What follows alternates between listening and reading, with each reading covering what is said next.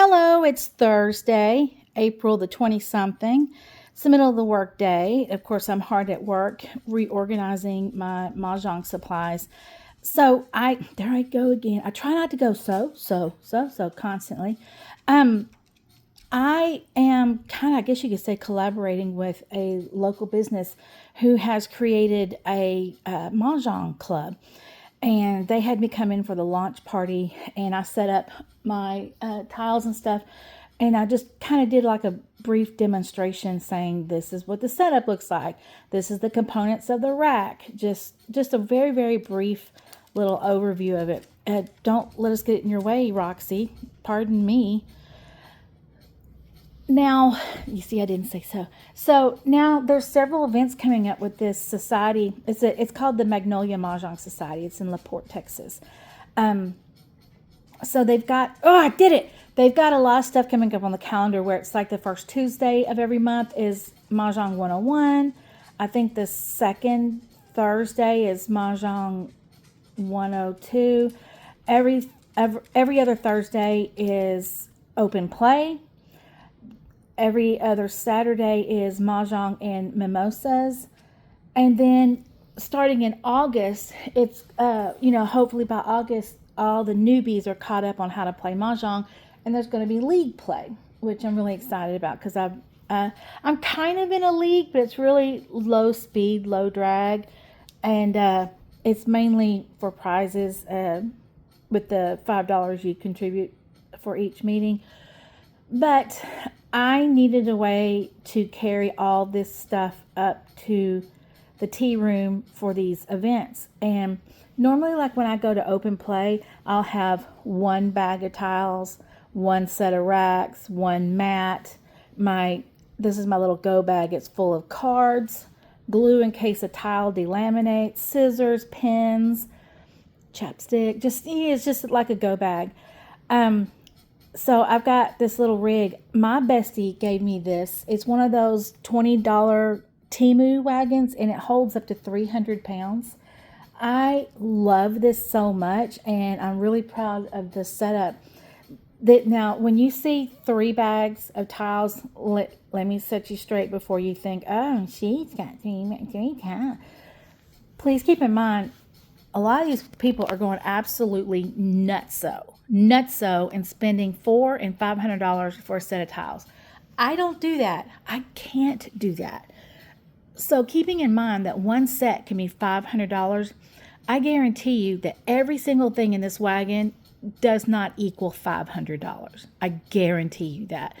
Looking at my rig here, I've got a bag of tiles, and inside it is its own little dish for the dice, and plus the extras like the jokers and the extra flowers and the blanks.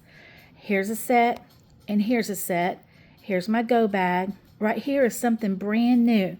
I've been using this flip out outdoor table that you set next to the table to put your phone and your drink on, so that because you don't want to put stuff on the table and spill and mess up those expensive mats that you play on. This is brand new. I got it for $19. It's round, and it's got 3 legs they're telescoping. You see them sticking out the top here. And you just pop them into the table, and it's like a tripod. $19, and it's much smaller than the one that I was using. And look, it fits right into the wagon. The one I had, I was laying across the top and bungee cording it onto there.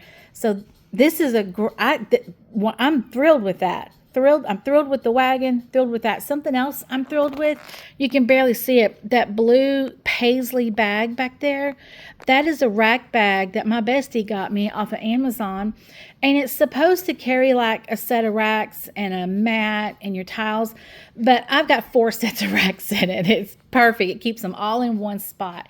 And I have 4 sets because I'm going to be teaching at this tea room, going to be hosting open plays, and I just want to have plenty of stuff for everybody. Plus the tea room has a couple of sets as well.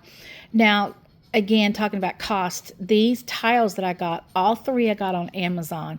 One was $78, one was $99, one was $138.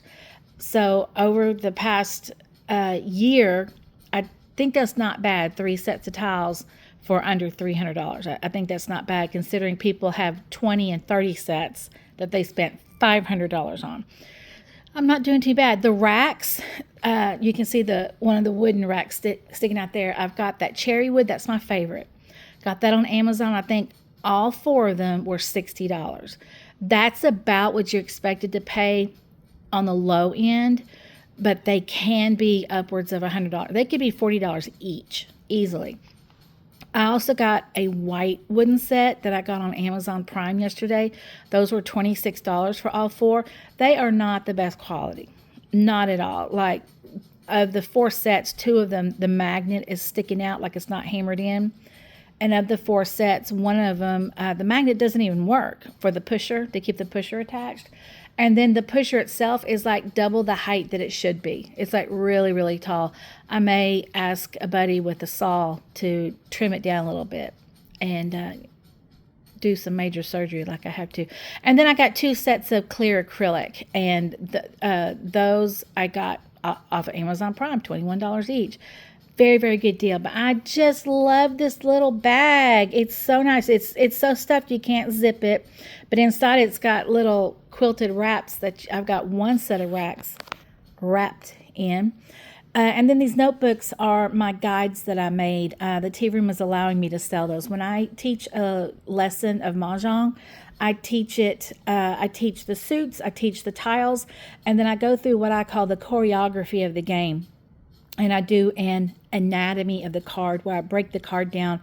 And so in my guide here, this gray notebook, I've got all these little things that you practice making hands on. And then when we have guided play, I've got the card broke down into sections. And when I teach a table of 4 people, I tell them that, now that you understand the card, you can read the card. Let's play a game. Let's do guided play, but let's not compete to where you got to hope that you're not doing the same section or the same hand as one or all of the other people. So I give each person their own section. That way nobody's competing with the other, because when you're learning, you really need to have a win or 2 for it to make sense.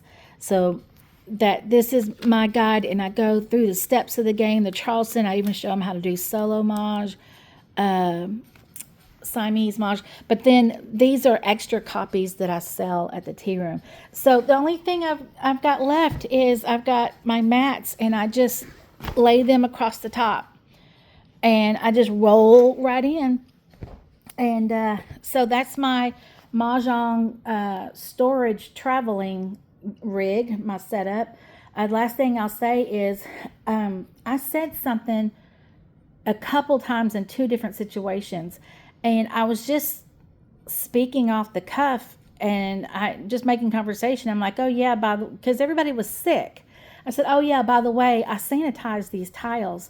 Everybody was just confounded. It's like they never heard of that. They're like, how do you do it? So I'm like, these people have played with these tiles hundreds of times and they've never disinfected them. All the people sucking their fingers, chewing their nails, eating snacks and licking their fingers and playing with the tiles, and they never sanitize the tiles. I am not a germ phobe. I am not a germ freak.